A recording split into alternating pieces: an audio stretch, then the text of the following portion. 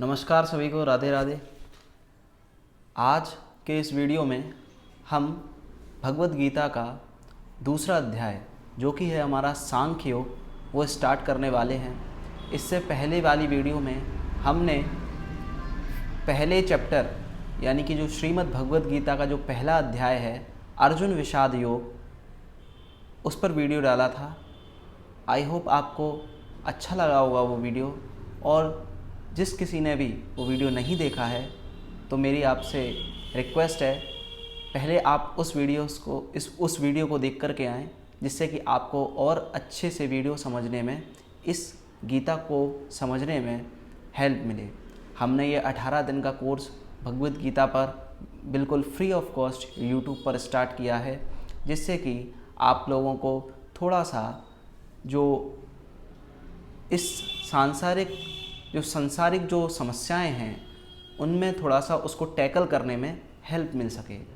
आज के समय में हर वो दूसरा व्यक्ति आज के समय में सांसारिक जो प्रॉब्लम्स आती हैं उनमें फंसा हुआ है, डिप्रेशन में है। सभी लोग डिप्रेशन का शिकार हो रहे हैं। इस वजह से हमने सोचा कि क्यों ना एक भगवत गीता पर कोर्स यूट्यूब पर अपलोड किया जाए, जिससे कि आप लोगों को थोड़ा सा हेल्प मिल सके अपने स्ट्रेस को कम करने में, और आप अच्छे से अपनी लाइफ में थोड़ी सी पॉजिटिविटी ऐड कर सकें। तो आइए स्टार्ट करते हैं भगवत गीता का चैप्टर नंबर 2, जो कि है हमारा सांख्य योग। अध्याय 2 में सबसे पहला श्लोक आता है जो कि संजय कह रहे हैं। मैंने फर्स्ट वीडियो में बताया है संजय कौन है। संजय वो व्यक्ति हैं जिनको दिव्य दृष्टि प्राप्त थी, और वो गीता का ज्ञान जो भगवान अर्जुन को रणभूमि में दे रहे हैं, उनको उस गीता के ज्ञान को धृतराष्ट्र को सुना रहे हैं। तो चलिए स्टार्ट करते हैं। संजय क्या कहते हैं। संजय उवाच तम तथा कृपयाविष्ठम श्रुपूर्णाकुलेक्षणं विषीदन्तमिदं वाक्यम उवाच मधुसूदनः। संजय ने कहा, करुणा से व्याप्त शोक युक्त अश्रुपूरित नेत्रों वाले अर्जुन को देखकर मधुसूदन कृष्ण ने ये शब्द कहे। पिछले वीडियो में मैंने आपको बताया था कि जब अर्जुन भगवान श्री कृष्ण से कहते हैं कि मेरे रथ को दोनों सेनाओं के मध्य ले चलिए, और जब वो अपने सगे संबंधियों को देखते हैं जो कि युद्ध की अभिलाषा से एकत्र हुए थे वहाँ पर, तो वो शोक युक्त हो जाते हैं और वो कहते हैं कि अब मैं युद्ध नहीं करूँगा। तब भगवान श्री कृष्ण उन्हें समझाएंगे और गीता का ज्ञान अब इस अध्याय से शुरू होगा। तो भगवान श्री कृष्ण अर्जुन से कहते हैं, कुतस्त्वाकश्मलमेदं विस्मे समुपस्थितम् अनार्यजुष्टं स्वर्गयं कीर्तिकरमर अर्जुन। भगवान श्री कृष्ण ने अर्जुन से कहा, हे अर्जुन, तुम्हारे मन में यह कल्मश आया कैसे? यह उस मनुष्य के लिए तनिक भी अनुकूल नहीं है जो जीवन के मूल्य को जानता हो। इससे उच्च लोक की नहीं अपितु अपयश की प्राप्ति होती है। भगवान श्री कृष्ण अर्जुन से कहते हैं, क्योंकि अर्जुन एक बहुत ही ज़्यादा अच्छे व्यक्ति थे, बहुत ही नॉलेजेबल व्यक्ति थे, बहुत ही ज्ञानी पुरुष थे। तो अर्जुन से भगवान श्री कृष्ण कहते हैं कि ऐसे विचारों का तुम्हारे मन में आना ये शोभा नहीं देता तुम्हें, क्योंकि तुम एक क्षत्रिय हो और क्षत्रिय का धर्म होता है कि युद्ध भूमि में वो अपने कर्तव्य का निर्वाह करे और धर्म की रक्षा करे। इसीलिए वो भगवान श्री कृष्ण अर्जुन से कहते हैं कि तुम्हारे मन में ये कल्मश आया कैसे। आगे भगवान श्री कृष्ण कहते हैं कि इससे उच्च लोक की नहीं अपितु अपयश की प्राप्ति होती है। क्लेब्यम मा स्महागमः पार्थ नैतत्वयुयुपद्यते क्षुद्रम हृदय दौर्लभ्यम त्यक्त्वोत्तिष्ठ परंतप। अब भगवान श्री कृष्ण अर्जुन से आगे कहते हैं, हे प्रथापुत्र, इस हीन नपुंसकता को प्राप्त मत हो, यह तुम्हें शोभा नहीं देती। हे शत्रुओं के दमन करता, हृदय की क्षुद्र दुर्बलता को त्याग कर युद्ध के लिए खड़े हो। कभी कभी हमारी लाइफ में ऐसी सिचुएशन आती हैं जिसमें हम बहुत ही ज़्यादा निराश होते हैं और हमें ऐसा लगता है कि अब हम कुछ करने लायक नहीं हैं। लेकिन हमें ऐसी हीन नपुंसकता को प्राप्त नहीं होना चाहिए और अपने कर्तव्यों का पालन करते हुए हमें उनका जो हमारे कर्तव्य हैं उनका निर्वाह करना चाहिए।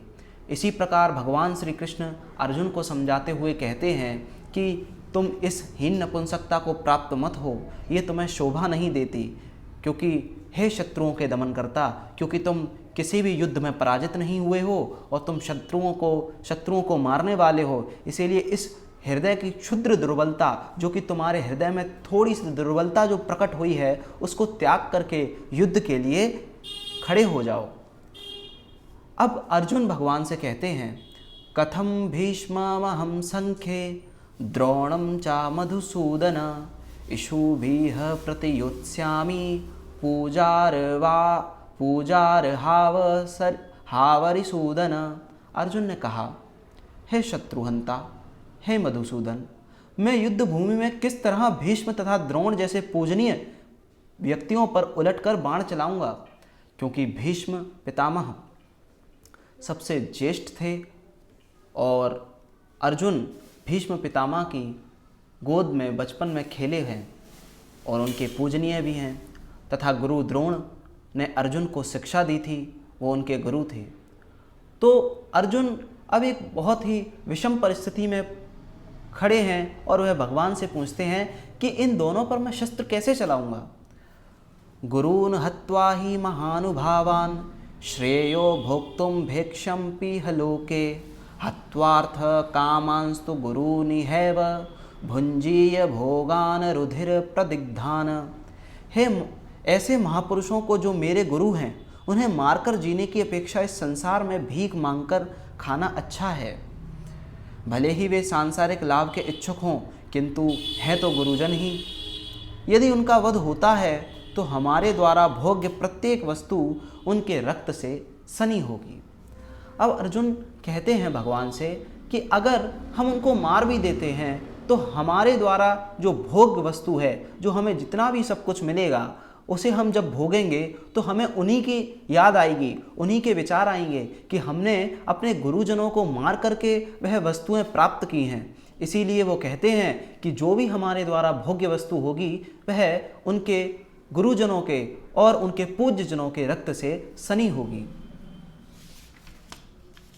आगे अर्जुन कहते हैं, ना चैद्विब्नः कतरन्नो गरीयो यद्वा जयेम यदि वा नो जयेयुः यानेव हत्वा नाजजीविषाम इस्ते अवस्थिताः प्रमुखे धार्तराष्ट्राः। हम यह भी नहीं जानते कि हमारे लिए क्या श्रेष्ठ है। अर्जुन कहते हैं, अर्जुन कंफ्यूज हैं कि हमारे लिए श्रेष्ठ क्या है। क्या हमको युद्ध करना चाहिए, क्या नहीं करना चाहिए, उनको जीतना या उनके द्वारा जीते जाना, क्या हम उनको जीत लें या उनके द्वारा जीते जाएं। यदि हम धृतराष्ट्र के पुत्रों का वध कर देते हैं तो हमें जीवित रहने की आवश्यकता नहीं है, फिर भी वे युद्ध भूमि में हमारे समक्ष खड़े हैं।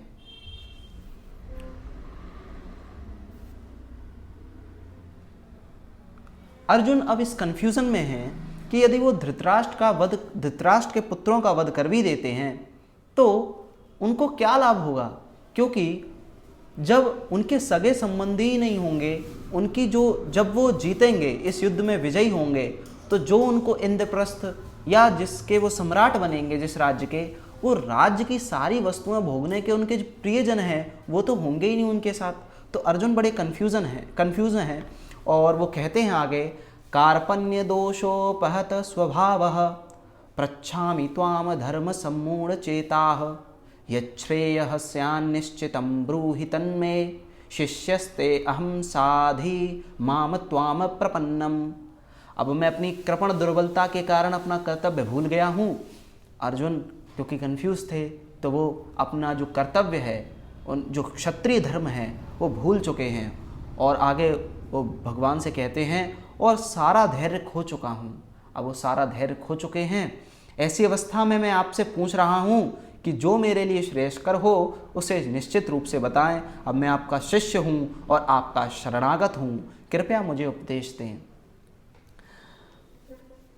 जब आपने देखा होगा, जब आपको लाइफ में परेशानी आती है, कोई प्रॉब्लम आती है और आपको कोई रास्ता नहीं मिलता, या हर व्यक्ति के जीवन में जब ऐसी परेशानी आती है, जब उसके जीवन में कोई रास्ता नहीं बचता, तो सिर्फ एक ही रास्ता होता है और वह भगवान का रास्ता होता है। चाहे जितना भी भगवान पर विश्वास करने वाला ना हो, चाहे जितना भी नास्तिक प्रवृत्ति का हो, लेकिन जब वो ऐसी सिचुएशन में फंसेगा तो हमेशा भगवान को ही याद करेगा। तो अर्जुन भगवान से कहते हैं कि अब मैं धैर्य सारा खो चुका हूँ, अब मुझे कोई रास्ता नज़र नहीं आ रहा, अब मेरे लिए जो भी श्रेयस्कर हो कृपया करके मुझे बतलाइए, क्योंकि अब मैं आपका शिष्य हूँ और मैं आपको नमस्कार करता हूँ, कृपया करके मेरे लिए जो भी अच्छा हो वो मुझे बतलाएं। क्योंकि अर्जुन अब शरणागत हो चुके हैं तो भगवान अब गीता का ज्ञान शुरू करेंगे। अर्जुन आगे कहते हैं, ना ही प्रपश्यामि ममापनुद्याद यच्छोकमुच्छोषणमिन्द्रियाणाम् अवाप्य भूमावस पत्नमृद्धं राज्यं सुराणामपि चाधिपत्यम।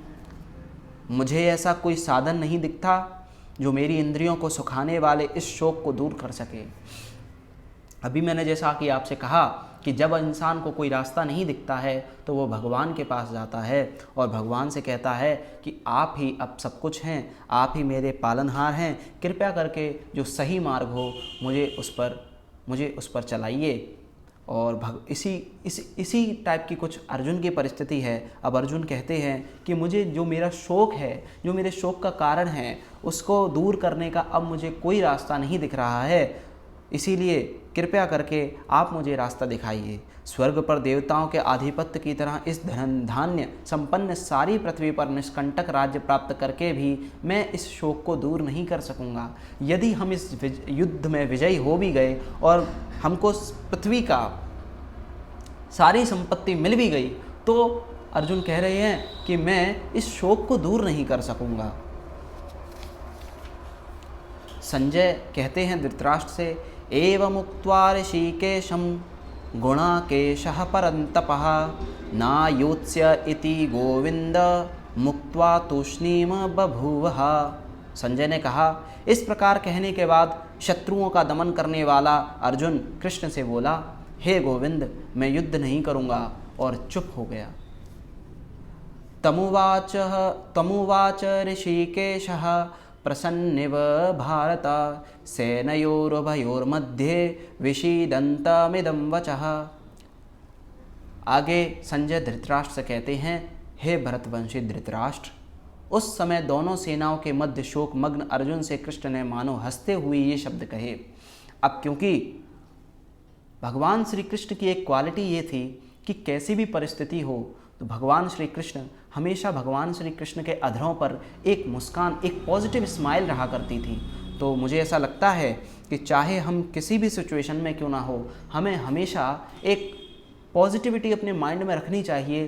क्योंकि मैंने आपको फर्स्ट चैप्टर में बताया था, हम इस चैप्टर में ही पढ़ेंगे, एक श्लोक आता है कि इसमें बताया जाता है कि जब दुख और जो सुख हैं वो क्षणभंगुर हैं, ना तो हमेशा हमारे जीवन में सुख ही रहेगा और ना ही हमारे जीवन में हमेशा दुख रहेगा। तो इसीलिए एक कहावत है कि दुख में भगवान को भूलो नहीं और जब सुख आए तो ज़्यादा फूलो नहीं। तो हमें ज़्यादा ना तो सुख में फूलना चाहिए और दुख में भगवान को भूलना नहीं चाहिए। तो इसीलिए हमें हमेशा भगवान को जो भी है वो समर्पित कर देना चाहिए। अब भगवान श्री कृष्ण अर्जुन से कहते हैं, असोच्चाननवशोचस्त्वं प्रज्ञावादांश्च भाषसे गतासून गतासूंश्च नानुशोचन्ति पंडिताः। भगवान श्री कृष्ण ने कहा, तुम पांडित्यपूर्ण वचन कहते हुए उनके लिए शोक कर रहे हो जो शोक करने योग्य नहीं हैं। जो विद्वान होते हैं वो ना तो जीवित के लिए ना ही मृत के लिए शोक करते हैं। जो व्यक्ति विद्वान होता है, भगवान श्री कृष्ण अर्जुन से कह रहे हैं कि वो ना तो कभी जीवित व्यक्ति के लिए शोक करता है और ना किसी मृत व्यक्ति के लिए शोक करता है। आगे भगवान श्री कृष्ण अर्जुन से कहते हैं, ना त्वेवाहं जातु नासं ना त्वं नेमे जनाधिपाः ना चैव ना भविष्यामः सर्वे वयमतः परम। ऐसा कभी नहीं हुआ कि मैं ना रहा हूँ या तुम ना रहे हो, अथवा ये समस्त राजा ना रहे हों, और ना ऐसा कभी होगा भविष्य में। भगवान श्री कृष्ण अर्जुन से कहते हैं कि ऐसा कोई समय नहीं है कि इस पृथ्वी पर जितने भी लोग हैं वो ना रहे हों, और ऐसा कभी नहीं हुआ कि ये ना रहे हों, और ना कभी ऐसा होगा कि ये हम लोग नहीं रहे होंगे। क्योंकि हमेशा जो हमारे शरीर में जो जीवात्मा है वो हमेशा एग्जिस्टेंस में रहता है। हमारा केवल शरीर जो है वो हमारी जो आत्मा है वो केवल शरीर त्यागती है, हमारी जो जीवात्मा है वो कभी भी नहीं मरती। क्योंकि नैनम छिंदन्ति शस्त्राणि नैनम दहति पावका न चैनम क्लेदयम तापो न शोश्रुति मारता। आत्मा को ना तो कोई सुखा सकता है, ना खंड खंड कर सकता है, ना जला सकता है, ना सुखा सकता है, ना भिगोया जा सकता है। आत्मा हमेशा कैसी है? अजर है, अमर है, शाश्वत है, नित्य है। इसीलिए जो अर्जुन के प्रियजन के भीतर, शरीरों के भीतर जो जीवात्मा है वो हमेशा एग्जिस्टेंस में है। आत्मा जैसे हम रोज वस्त्र बदलते हैं वैसे ही आत्मा नए नए शरीर धारण करती है, और ये जन्म और मृत्यु का चक्र हमेशा चलता रहता है जब तक कि हमारी मुक्ति नहीं हो जाती, जब तक कि हम भगवान में लीन नहीं हो जाते, तब तक ये जन्म मृत्यु का चक्र चलता रहता है। पुनरपि जननम पुनरपि मरणम पुनरपि जठरी जननी शयनम। क्योंकि अब हमें मुक्त होने के लिए क्या करना है? तो हमें मुक्त होने के लिए भगवान की भक्ति करनी चाहिए, क्योंकि भगवान ही एकमात्र हैं जो इस भव सागर से हमें पार कर सकते हैं। आगे भगवान कहते हैं अर्जुन से, देहिनो अस्मिन् यथा देहे कौमारम यौवनम जरा तथा देहांतर प्राप्तिर धीरस्तत्र न मोहयति। जिस प्रकार शरीरधारी आत्मा इस वर्तमान शरीर में बाल्यावस्था से तरुणावस्था में और फिर वृद्धावस्था में निरंतर अग्रसर होता रहता है, उसी प्रकार मृत्यु होने पर आत्मा दूसरे शरीर में चला जाता है। धीर व्यक्ति ऐसे परिवर्तन से मोह को प्राप्त नहीं होते। जब एक शिशु का जन्म होता है तो उसका जो शरीर होता है, उसकी जो शक्ल होती है वो कुछ अलग प्रकार की होती है, और जैसे ही वह बाल्यावस्था की ओर अग्रसर होता है तब उसका शरीर, उसकी जो बॉडी के एक एक सेल्स हैं, जो उसकी बॉडी की जो टिश्यूज़ हैं वो बिल्कुल ही चेंज हो जाती हैं। और ऐसे ही वृद्धावस्था में जब शरीर अग्रसर होता है तो वैसे ही ठीक उसी प्रकार शरीर फिर से परिवर्तित होता है।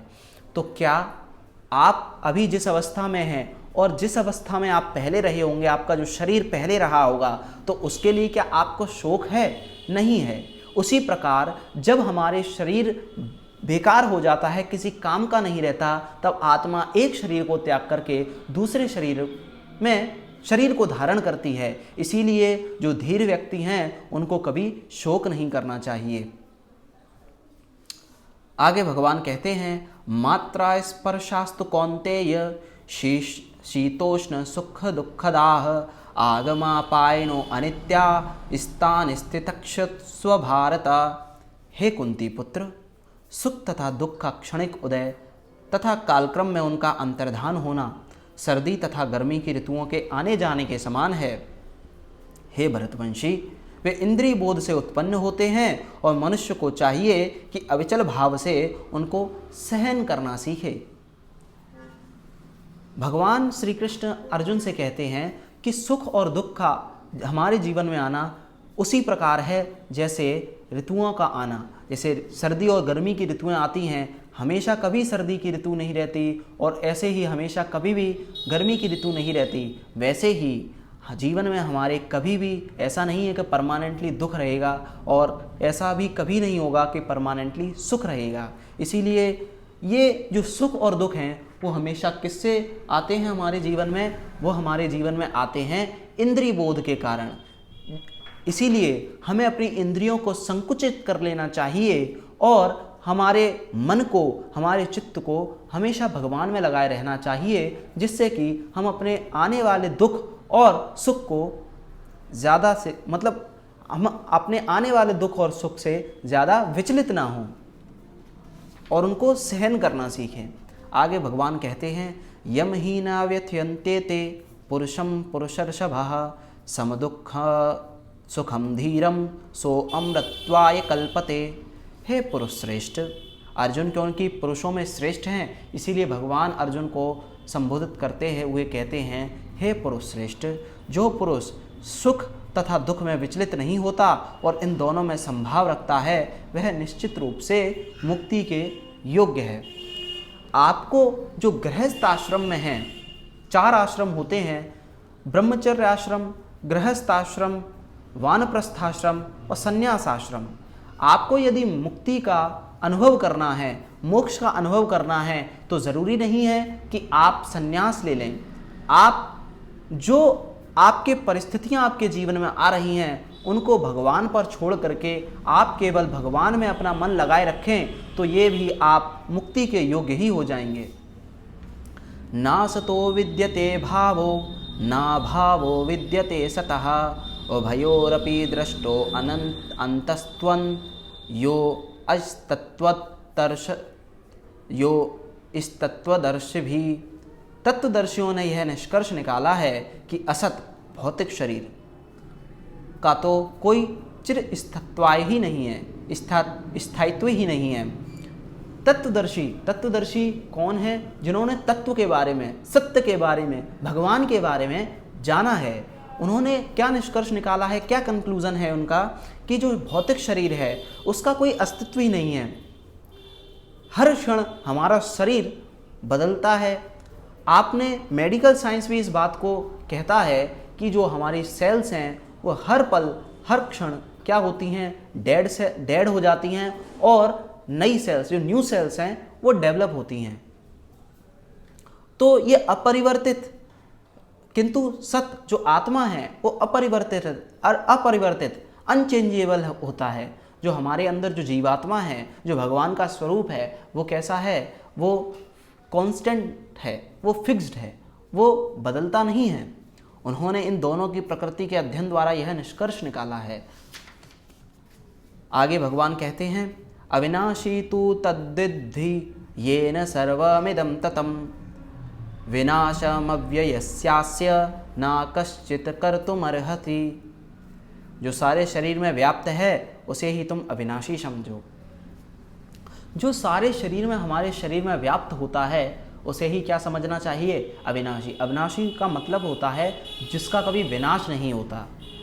तो हमारे शरीर में क्या व्याप्त है? हमारे शरीर में जीवात्मा व्याप्त है, उसको हमें अविनाशी समझना चाहिए, क्योंकि वो कभी भी परिवर्तित नहीं होता।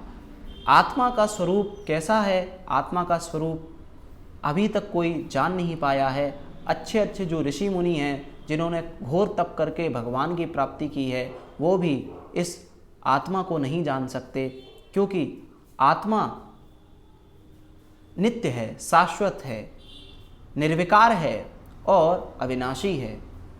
सिर्फ स्वभाव बताए हुए हैं आत्मा के, लेकिन आज तक आत्मा को कोई जान नहीं पाया है।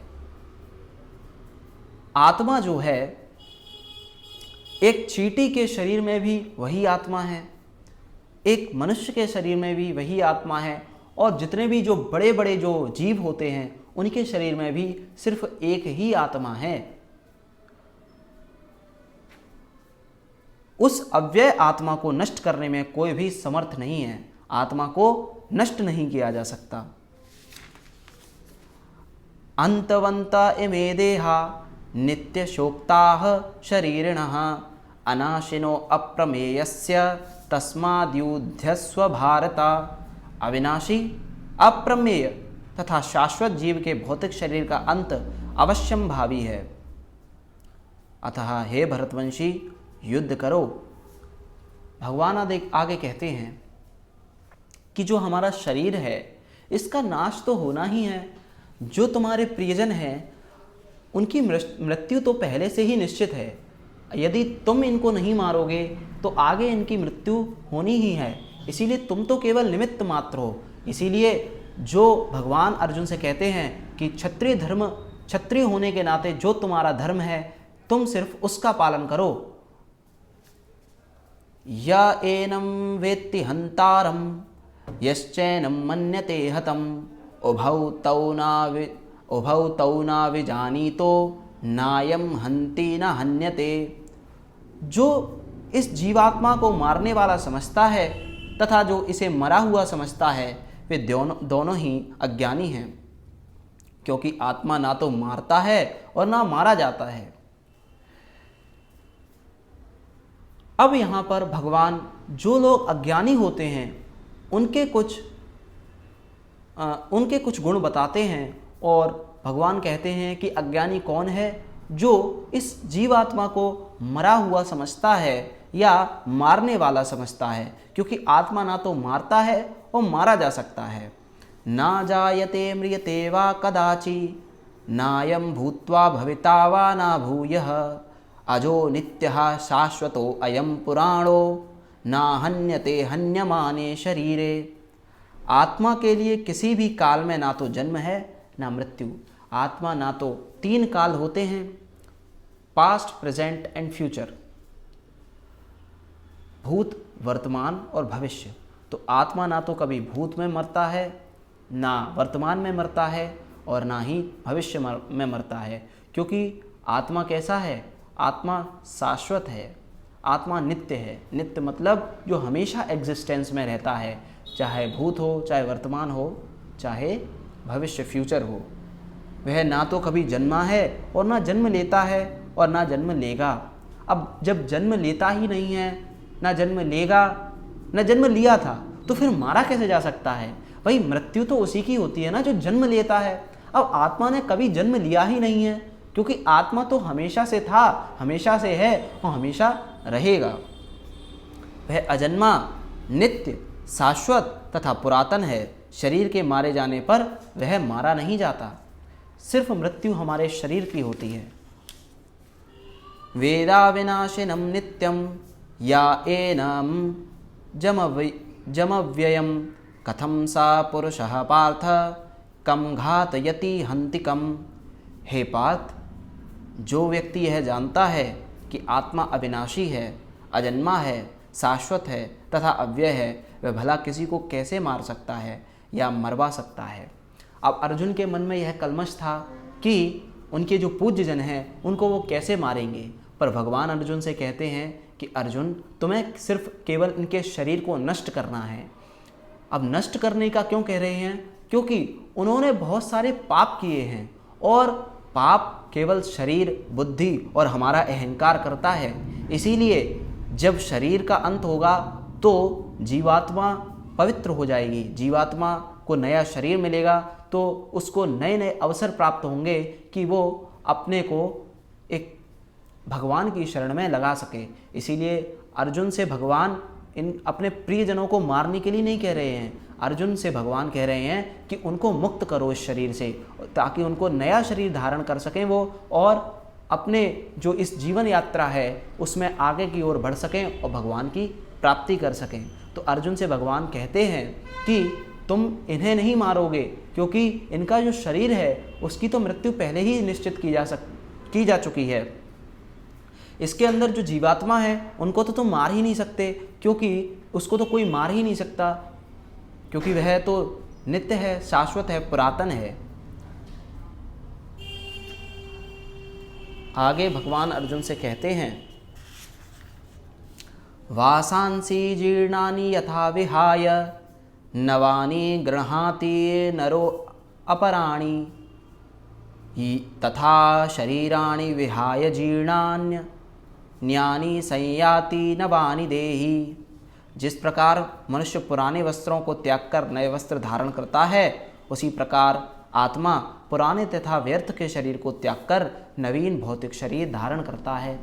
जब हमारा शरीर किसी काम का नहीं रह जाता, जब हम जर्जर अवस्था में पहुंच जाते हैं, किसी कर्म करने के योग्य नहीं रहते, तब हमें क्या लगता है कि भाई भगवान हमें इससे अच्छा तो मृत्यु दे दे, क्योंकि जर्जर अवस्था में पहुंचने के बाद हमारे कई रोग, हमारा जो शरीर है उसको कई रोग लग जाते हैं। घुटनों में दर्द होना, BP, high blood pressure, sugar, ये सब चीज़ें आगे बढ़ती रहती हैं। तो इसीलिए हमें ऐसा लगता है कि अब हमें मृत्यु को प्राप्त हो जाना चाहिए, इसीलिए जिससे कि हमारा जो आत्मा है वो नवीन शरीर धारण कर सके। आगे भगवान कहते हैं, नैनम छिन्दन्ति शस्त्राणि नैनम दहति पावकः न चैनम क्लेदयन्त्यापो न शोषति मारुताः। अब भगवान जीवात्मा, जो शरीर के अंदर जो जीवात्मा होता है, उसकी प्रॉपर्टीज़ बताते हुए कहते हैं, उसके गुण बताते हुए कहते हैं कि आत्मा कैसा है। यह आत्मा ना तो कभी किसी शस्त्र द्वारा खंड खंड किया जा सकता है, मतलब इसके टुकड़े नहीं किए जा सकते, ना अग्नि द्वारा जलाया जा सकता है, इसको अग्नि भी नहीं जला सकती, ना जल द्वारा भिगोया जा सकता है और या वायु द्वारा ना सुखाया जा सकता है। ना तो इसको जल द्वारा भिगोया जा सकता है, ना वायु द्वारा सुखाया जा सकता है। आगे भगवान कहते हैं, अच्छेद्यो अयम दाहयो अयम क्लेद्यो अशोष्य एव च नित्यः सर्वगतः स्थाणु रचलो अयम सनातनः। यह आत्मा अखंडित, यानी कि जिसको खंड खंड नहीं किया जा सकता, तथा अघुलनशील, जिसको किसी चीज़ में घोला नहीं जा सकता, इसे ना तो जलाया जा सकता है ना ही सुखाया जा सकता है। क्यों? क्योंकि यह शाश्वत है, सर्वव्यापी है, हर जगह व्याप्त है, अविकारी है, इसमें कोई विकार ही नहीं है, स्थिर है तथा सदैव एक सा रहने वाला है। विकार का मतलब होता है कि जो हमारे भोगने की जो चेष्टा होती है, कि लालच, लोभ, क्रोध, मोह, मद, मत्सर, ये कुछ विकार हैं। तो आत्मा में ये विकार नहीं होते, ये हमारे मन में विकार होते हैं।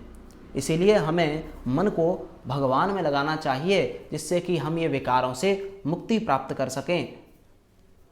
अव्यक्तो अयम चिंतयो अयम विकार्यो अयम उच्यते तस्मादेवं विदित्वैनं नानो शोचितुम अर्हसि।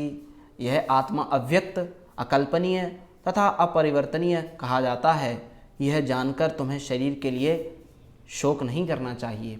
अब क्योंकि ये जो तुम्हारे प्रियजन के भीतर जो आत्मा है, उसको तुम मारोगे नहीं, तुम से केवल सिर्फ शरीर को ही तो मारोगे, तो तुम्हें शोक किस बात का है। इसीलिए तुम्हें इन जीवात्माओं के लिए शोक नहीं करना चाहिए।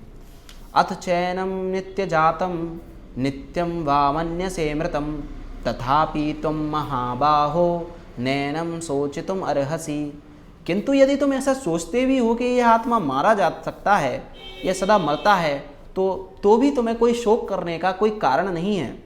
क्योंकि जब इनको मरना ही है, तो जब कल ही मरेंगे तो इससे अच्छा तो है तुम आज ही मार डालो। क्योंकि इससे क्या होगा, एक तो तुम धर्म, जो तुम्हारा क्षत्रिय धर्म है, उसका पालन कर सकोगे, दूसरा तुम धर्म की रक्षा भी कर सकोगे। जो पीड़ित लोग हैं, दुर्योधन जैसे दुष्ट लोगों ने जो भले लोगों पर अत्याचार किए हैं, उनको भी तुम न्याय दिला सकोगे। जातस्य ही ध्रुवो मृत्युर ध्रुवम जन्मामृतस्य च तस्माद् परिहार्ये अर्थे ना तुम शोचितुम अर्हसि। जिसने जन्म लिया है उसकी मृत्यु निश्चित है, और मृत्यु के पश्चात पुनर्जन्म भी निश्चित है। अतः अपने अपरिहार्य कर्तव्य पालन में तुम्हें शोक नहीं करना चाहिए। अब क्योंकि तुम्हें मारने के बाद, क्योंकि इनकी मृत्यु पहले ही से ही निश्चित है, इनका हर व्यक्ति का मृत्यु का एक निश्चित समय होता है, तो जो तुम्हारे प्रियजन की मृत्यु निश्चित ही है, तो तुम क्या पता उनकी तुम्हारे हाथों ही मृत्यु लिखी हो, तो तुम्हें अपने कर्तव्य पालन में पीछे नहीं हटना चाहिए। अव्यक्तादीनि भूतानि व्यक्त मध्यानि भारत अव्यक्त निधनान्येव तत्र का परिदेवना। सारे जीव प्रारंभ में अव्यक्त रहते हैं, मध्य अवस्था में व्यक्त होते हैं और विनष्ट होने पर पुनः अव्यक्त हो जाते हैं। अतः शोक करने की क्या आवश्यकता है। हम सभी जो है शुरुआती समय में अव्यक्त होते हैं, हमारा कोई एग्जिस्टेंस नहीं होता, या हम कह सकते हैं कि एग्जिस्टेंस तो हमेशा से ही होता है लेकिन हमारे शरीर का एग्जिस्टेंस नहीं होता। थोड़े समय के लिए आत्मा इस शरीर में प्रवेश करता है और हम व्यक्त होते हैं, और फिर जब हमारा शरीर किसी काम का नहीं रहता तब हमारी आत्मा जो है इस शरीर को त्याग देती है, फिर से हम अव्यक्त अवस्था में पहुंच जाते हैं। इसीलिए शोक करने की क्या आवश्यकता है। आगे भगवान कहते हैं, आश्चर्यवत् पश्यति कश्चिदेन माश्चर्यवद्वदति तथैव चान्यः आश्चर्यवच्चेन मन्यः शृणोति श्रुत्वाप्येनं वेदना चैव कश्चित्। भगवान श्री कृष्ण आगे कहते हैं, कोई आत्मा को आश्चर्य से देखता है, कोई इसे आश्चर्य की तरह बताता है तथा कोई इससे आश्चर्य की तरह सुनता है, किंतु कोई इसके विषय में सुनकर भी कुछ नहीं समझ पाते। मतलब आश्चर्य मानते हैं, कुछ लोग व्यक्ति आश्चर्य की तरह देखते हैं, कुछ बताते हैं, लेकिन इतना सब कुछ करने के बाद भी इसको समझ नहीं पाते कि आत्मा सत्य में है क्या, क्या है आत्मा। आगे भगवान कहते हैं, देहि नित्यं वध्यो अयम देहे सर्वस्य भारत तस्मात् सर्वाणि भूतानि न त्वं शोचितुम् अर्हसि। आगे अर्जुन से भगवान कहते हैं, हे भरतवंशी, शरीर में रहने वाले का कभी भी वध नहीं किया जा सकता। जो हमारे शरीर में आत्मा जो व्याप्त है उसका कभी वध नहीं होता, अर्थात तुम्हें किसी भी जीव के लिए शोक करने की आवश्यकता नहीं है। इसीलिए तुम केवल अपने क्षत्रिय धर्मों का पालन करो। जो इनकी मृत्यु तुम करोगे उसके लिए शोक करने की आवश्यकता नहीं है, क्योंकि तुम केवल इनके शरीर की मृत्यु करोगे, इनके शरीर को मारोगे। इनके जो अंदर जो जीवात्मा है उसको तुम मार ही नहीं सकते। इसीलिए तुम्हें अपने धर्म का पालन करना चाहिए। आज के वीडियो में बस इतना ही। अभी ये दूसरा अध्याय हमारा ख़त्म नहीं हुआ है, इसको हम नेक्स्ट वीडियो में समाप्त करेंगे। तब तक के लिए खुश रहिए, स्वस्थ रहिए, मस्त रहिए। Thank you so much. Radhe Radhe.